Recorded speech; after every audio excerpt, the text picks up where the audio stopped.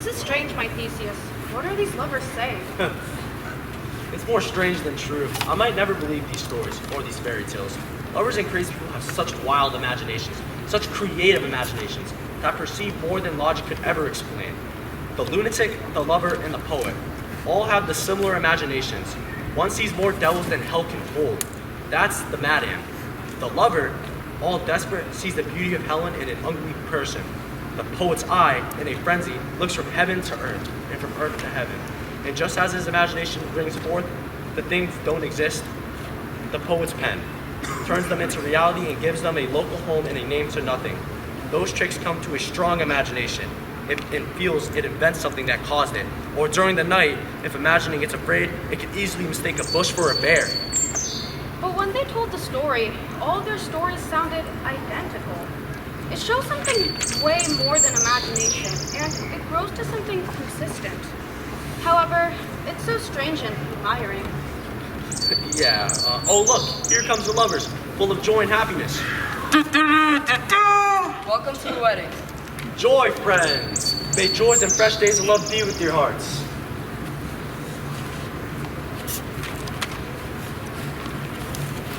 May you find more joy in us in your royal walks, your meals, and your bed. Come now, what performances or dances shall we have? To wear these 3 hours between our after supper and bedtime? Where is our usual manager of fun? What celebrations are being planned? Isn't there supposed to be a play to ease the boredom of this painfully slow hour? Call up Illustrate.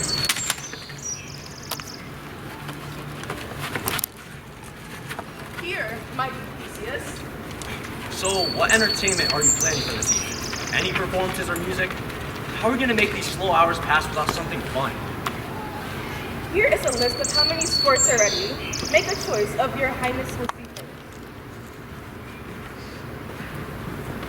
The battle with the centaurs to be sung by an Aegean ensemble, accompanied by a harp. No, we will not have that one, since I've already told my love that story in glory of my relative Hercules. The riot of the tipsy bachelors, tearing the Thalian singers in their rage. That is an old play. It was performed when I came back from Thebes as a conqueror. The thrice three muses, mourning for the death of learning, late deceased in bigotry. That is some satire, which is clearly aimed at a serious topic. Therefore, it is not appropriate for a wedding ceremony. A tedious brief scene of young Pyramus and his love Thisbe, very tragical then. Very and tragical, tedious and brief. That's like saying hot ice or wondrous as strange black snow. How are we supposed to make sense of these strange contractions? There is a play, my lord, 10 words long, which is as brief as I know a play to be.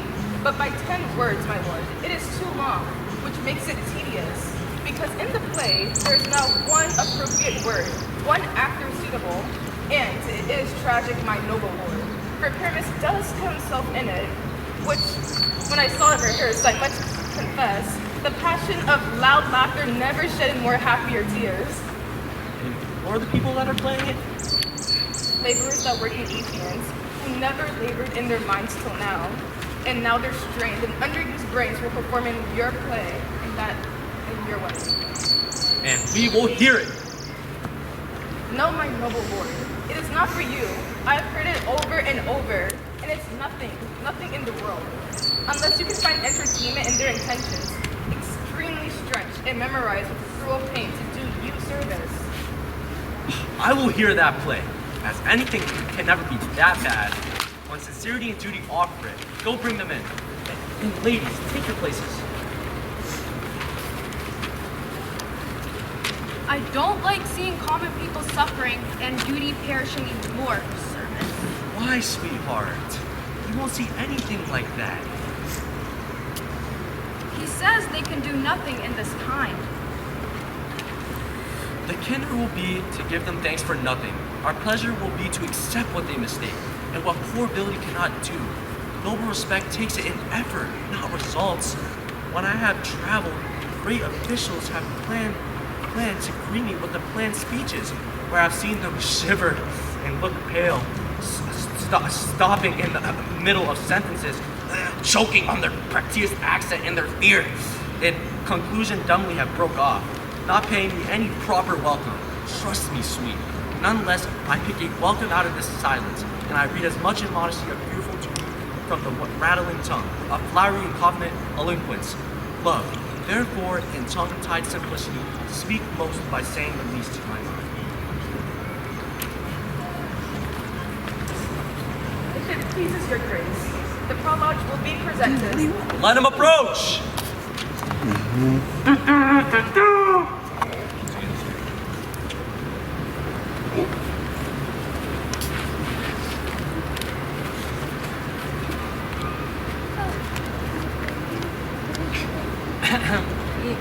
But you should know we're not here to offend anyone except by intention. Our goal is to humbly show our talent. That's kind of the whole point of the ending. Wait, no, the beginning of the end or something. Consider then we come only to spite you. Wait, no. Quite the opposite. We come only with true intentions for all of you to be satisfied and to bring you delight. We are not here so you should repent or resent. Wait, what's the word? Anyway, the actors are at hand and are ready for the show. You shall know all that you're willing to know. This fellow? He doesn't make any good points. He rode his prologue like an untrained horse. He did not know how to stop a good moral, my lord. Is it not enough to speak, but speak correctly? That part. He performed his prologue like a kid playing a recorder. It makes a sound, but not a good one. Good one. His speech was like a chain, not broken, but all tangled up. Who's next? I should have never signed up for this. Ahem, gentlemen. Perhaps you're confused on what the show is about, but keep wondering. It will all make sense. In case you wanted to know, this man is Pyramus. But keep wondering. It will all make sense soon. And this gorgeous lady is definitely Thisbe. Now this other guy, covered in cement and gravel, is playing the wall. The wicket wall which separated these lovebirds. And through the wall's cracks, these poor souls are satisfied with whispering to one another. Don't ask, just go with the flow.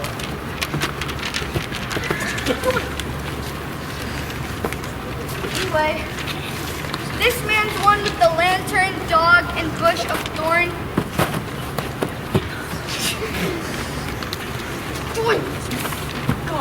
Anyway, it's playing moonshine. Because if you wanted to know the reason these two lovers thought it was totally okay to meet at 9 is to midnight under the new moon. Come back. Anyway, then this terrifying creature, whose name is Lion, the fateful Thisbe, who came early that night, she was frightened when she saw Lion. And while she was panicking, she dropped her cloak, which Lion stained with his disgusting bloody mouth. Soon comes Pyramus, tall, young, handsome, and dreamy, and finds his beloved Thisbe's at which with bloody, flameful blade. Then he bravely broached his boiling, bloody breast. And Thisbe, who was waiting under a mulberry tree's shade,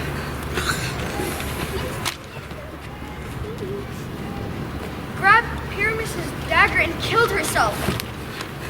For all the rest of the story, we will let Lion, Moonshine, Wall, these two lovers, explain the details and their character lines while they remain. I wonder if the lion's also gonna speak. Oh. Of course you can, Your Highness, with so many asses. In this same play, it does happen that I, Snout by name, am acting as the wall. And such a wall, as I will make you think, has a crannied hole and crack in it, through which the lovers Pyramus and Thisbe often whispered very secretly. This cement, gravel, and this stone shows that I am the same wall. The truth is that, and that is the cranny right and left, through which the fearful lovers will disappear. Oh, Do you want cement and horsehair to speak better? It's definitely the most smartest wall I've heard, Your Highness. Oh, look, Fearless is coming.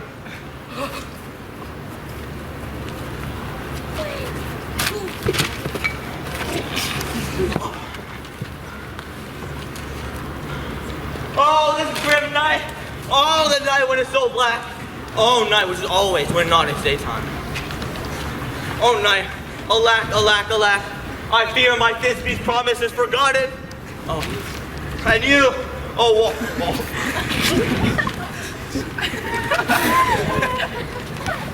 oh, wall. Oh, sweet and lovely wall. Show me your hole. Show me your hole.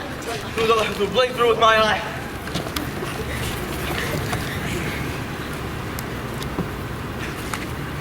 Thanks, courteous wall. God will protect you for this. But what do I see? I don't see Thisbe. Oh, wicked wall, I see no bliss through you. And curse your stones for deceiving me. I think Wall, who is alive, should curse right back at him. Oh, so she won't like anything. I told she's like, go for it for now.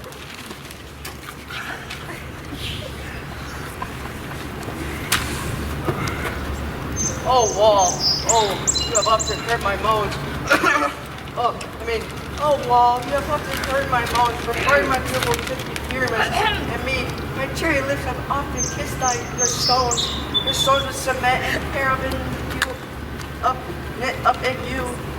I see a voice.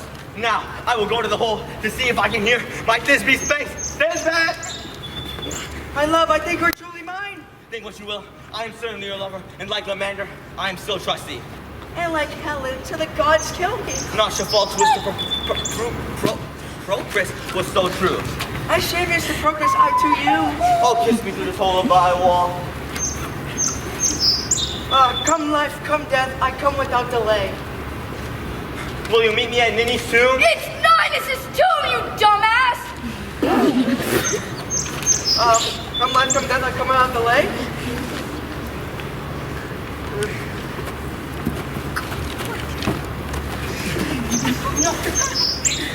Then have I wall, my part so performed, and being done, this wool has gone away. Well, now the wall between the two lovers is down. Yeah, there's no solution, man.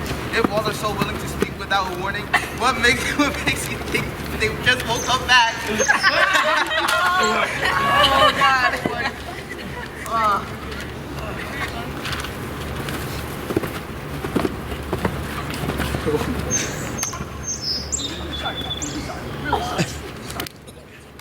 Ladies! This is the stupidest stuff that I've ever heard. Well, the best of these times are only illusions. And the worst are no worse if your imagination proves them. It must be your imagination and not theirs. If we imagine no worse of them than they think of themselves, they may pass for excellent actors. Here come two noble beasts in, a man and a lion. Ladies, you have gentle hearts that feel small, weird masses that creep on the floor. Might now go shake and tremble here. When the lion is angry and pissed, he roars. You should also know that as Snug the Joiner, I am only acting as a lion and not a real one. And if I do act like an angry lion in this place, it would cost me my life. He's a very kind lion, soft-hearted, with a good set of morals. He's the very best actor as a beast, my lord, that I've ever seen. This lion is also like a fox for his bravery. True, but he's giving goose vibes for his cautiousness. I don't think so, my lord, because his valor cannot carry his discretion. But the fox usually does carry the goose. Two wits, I'm sure, can't carry his craziness. Just like the goose can't carry the fox. It's chill though. Leave for him to choose. Let's see what the moon got to say. This lantern represents the horned moon. He should have worn the horns on his head. He's no slim crescent, and his horns are completely lost by all the circumference of the full moon.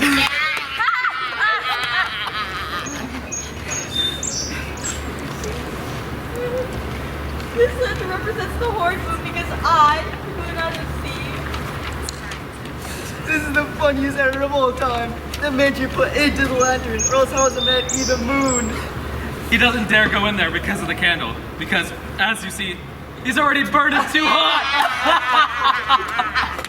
I'm tired of this moon. I wish there was a new moon. It appears by a small brightness of intelligence that he is reigning. But yet, in politeness and all reason, we must stay a while. Go ahead, Moon. Look! All I have to say is, the lantern's the moon. I'm the man, the moon. This is the Thorn version. This is my dog. Are you happy? Why, all this should be in the lantern, for all of these are in the moon. But silence! Here comes Thisbe. This is all Minnie's town. It's Linus! Where is my love?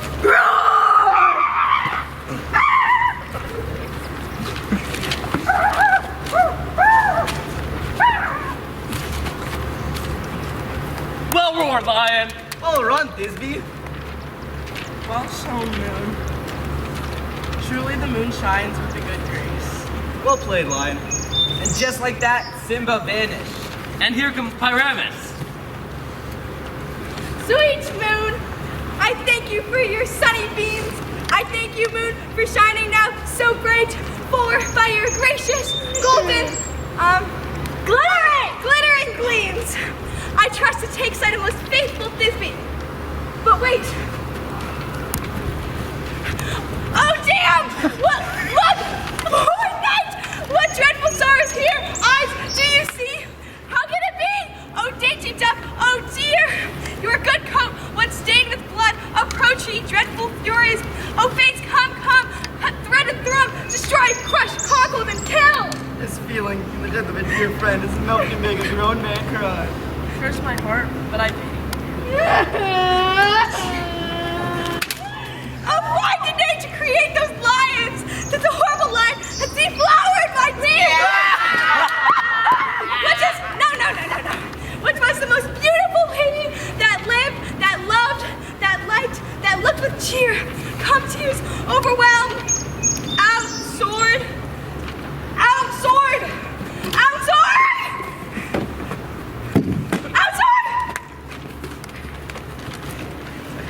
Out sword!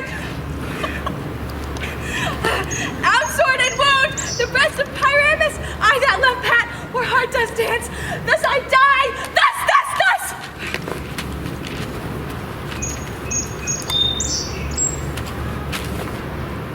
Now I am dead.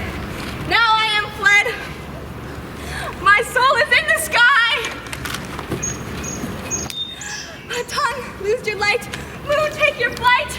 And die, die, die! Die, die, die, die, die! Die! Die! Well, he's clearly not a dice, but maybe an ace. Because there's no one quite like him. Less than an ace, as he's dead. He's nothing. With elbow surgery, he might recover and prove that he's an ass. How is it that moonshine is gone before Thisbe comes back and finds her love? She will find him using the stars later. Here she comes, and her emotion ends the play. I don't think she should be such long speech like Pyramus. Oh, I hope she will be brief. A speckle turned the scale. Whether Pyramus or Thisbe is better. He for a man, God help us. She for a woman, God bless us. She has seen him already with those sweet eyes. Yes, she means, here it comes. Asleep, my love? What? Dead, my dove? Oh, Pyramus, wake up! Speak, speak, speak! Quite speechless? Dead, dead! A tomb must cover these sweet eyes, these lily lips, this cherry nose, these yellow calcium cheeks. All gone, all gone! Lovers, make moan, his eyes were as green as leeks. Oh, three fates, come to me! With hands as pale as milk, lay them in gore, since you have cut his thread of silk with shears, tongue, not a word. Come, trusty sword, come, blade, pierce my breast. And farewell, friends. Thus Thisbe ends. Goodbye, goodbye, goodbye. Oh my gosh! Goodbye! Moonshine and Lion are left to bury the dead. Yeah, and blow too.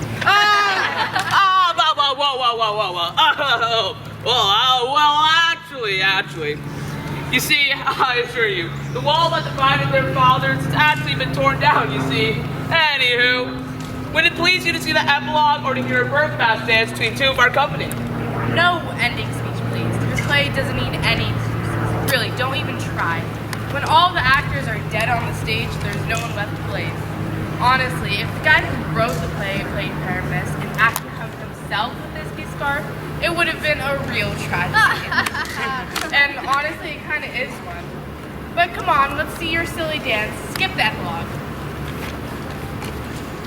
1 mucka, 2 mucka, 3 muckarina, 4 mucka, 5 mucka, 6 muckarina, 7 mucka, 8 mucka, 9 muckarina, 8 muckarina, aye!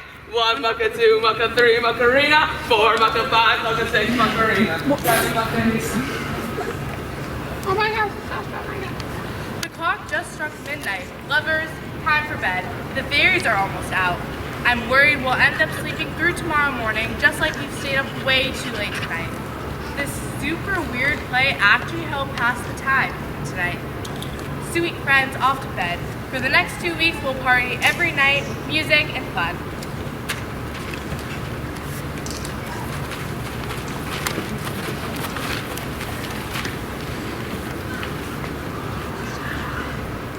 Now, the hungry lion roars, and the wolf howls at the moon, while the weary farmer snores. All of them are exhausted after doing these draining tasks. Now the wasted brands do glow, whilst the screech owl screaming loud puts the wretch that lies in misery thinking of a shroud. Now it is the time of night that the graves all gaping wide, each one lends forth his spirit to glide in the churchway paths, and we fairies that do run by the triple Hecate's team from the presence of the sun, following darkness like a dream. We're now happy. Not a mouse shall disturb this hallowed house. I am sent with a broom before everyone else to sweep the dust behind the door.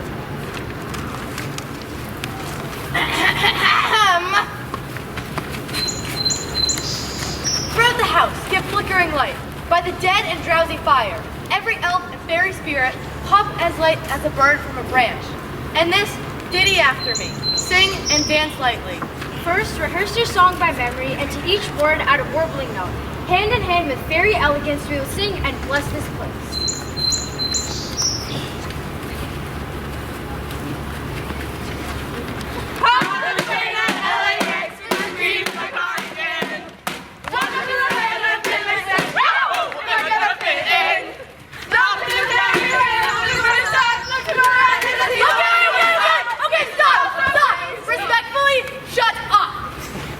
Until the break of day, each fairy will go through this house. We will go to the best bride's bed, which will be blessed by us, and the child created there will be fortunate.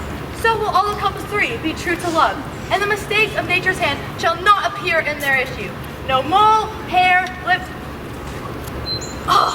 nor scar, nor unlucky birthmark that are despised at birth shall be upon the children with this holy fairy dew.